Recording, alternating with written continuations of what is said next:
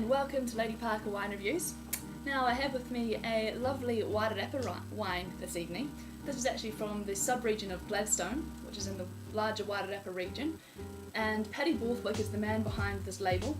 His self-named Paddy Borthwick Pinot Gris 2010 is the wine I'm going to be sharing with you all this evening, which I'm thoroughly looking forward to. So Paddy Borthwick is actually looking at developing Gladstone as a really great sub-region in the Wairarapa region for growing stunning varieties such as Sauvignon Blanc, Pinot Gris, which is the first release of this one actually, and then we've also got his Pinot Noir and a few other little varieties in amongst the mix as well, which he's done quite well. He's done very well in fact, and so I'm looking forward to trying this one. It's as I said, it's the first vintage. And Pinot Gris is a very fickle little grape. It actually demands a lot of care and attention, just as much as the likes of a Pinot Noir. And for that reason, it's a bit of a love-hate relationship. But I believe that this is going to be stunning coming from Paddy Borthwick, who's a Roseworthy College student of South Australia, which is a very esteemed college for studying oenology and winemaking. So look, here we go. There's this sort of close-up of the label for you there. Let's get this tasting underway.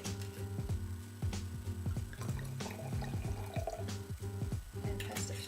So it's got about 27 hectares, Paddy, in Wairarapa region, so quite a boutique sized enterprise.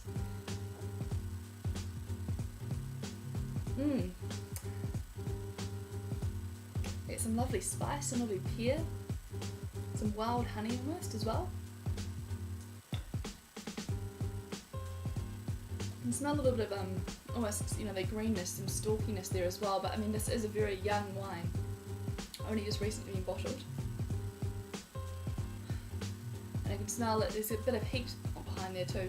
13.5% alcohol, but sometimes Pinot Gris does tend to have a higher alcohol level because of the sugar sweetness in there and the balancing of the phenolics with the alcohol and the sugar content. What I do like about Paddy Borthwick is that it's single vineyard winemaking, really quality fruit that's all hand-picked, and there's just an amazing attention to detail and bringing in different winemaking techniques.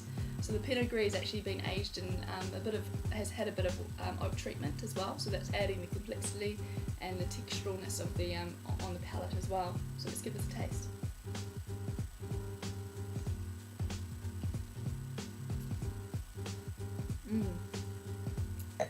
And that's quite well rounded and covers all the bases of your palate. I can taste a little bit of alcohol hotness on there, but I think that will sort of evolve and change after a little bit of time spent in the bottle. I think this will benefit from a bit of cellaring. But altogether, I think that's a really well made wine. You can tell that there's a lot of thought and a lot of time and effort and winemaking that's actually gone into the wine itself. But the viticultural side of things, you've got this wonderful fruit quality.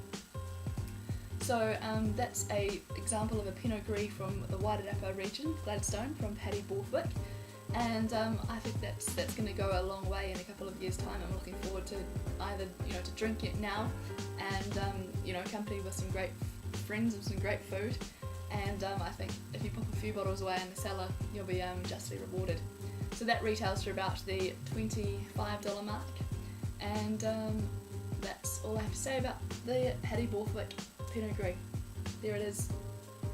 Do hope you get to try it. And thanks for watching Lady Parker Wine Reviews. Good evening.